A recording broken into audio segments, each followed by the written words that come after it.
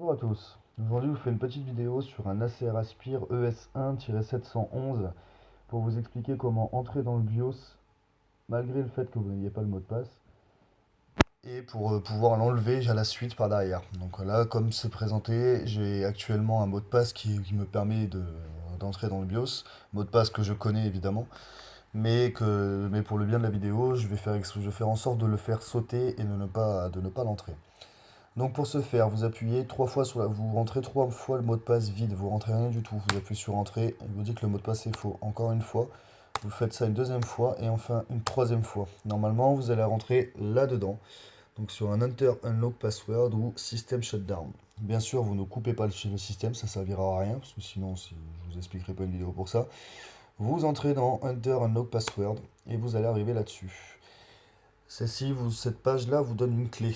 Donc Unlock Password, la key 52 60 40 95. Il faut savoir que cette clé-là change à chaque fois que vous faites la demande. Donc pour celle-là, une fois que vous avez cette clé-là, vous allez sur un site internet, dont je vais mettre le lien dans la description de la vidéo, et vous entrez le code. Donc 52 60 40 95. Et vous faites Get Password. Une fois que c'est fait, vous allez avoir deux lignes qui affichent, ou plus, selon ce que vous avez. Moi, pour le coup, étant donné qu'il s'agit d'un Acer ou un HP, parce que la marque du BIOS, c'est Inside H20, et c'est les BIOS qui sont mis en place chez Acer et HP.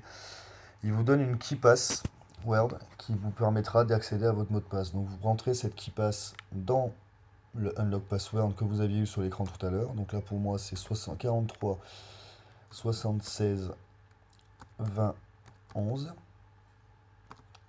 Je reprends le taper. Alors 43, 76, 20, 11. Une fois que cela est fait, une fois que c'est rentré, comme je vais vous montrer, je viens de rentrer le mot de passe en question, et là j'appuie sur entrée, la magie s'opère et vous accédez dans votre BIOS.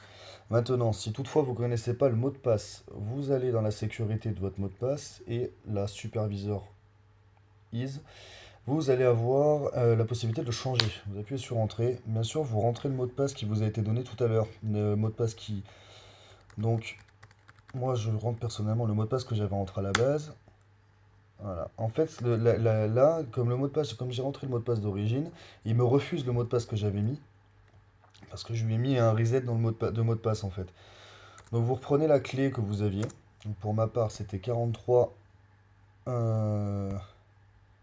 43, 76, 20, 11. Donc là, je viens de la mettre en place. Hop, 43, 76, 20, 11. J'appuie sur Entrée et la magie s'opère deux fois. Tac, terminé. Une fois que c'est fait, maintenant, vous voyez que le mot de passe est passé en mode clear. Vous appuyez sur Exit Selection. Yes.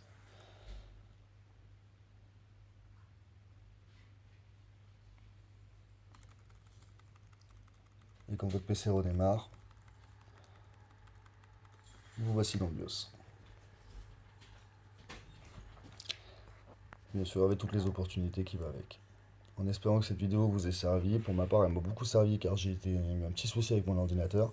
Ça m'a permis d'accéder à mon BIOS sans savoir le mot de passe. Donc du coup, c'est très pratique comme utilité. En espérant que celle-ci vous serve.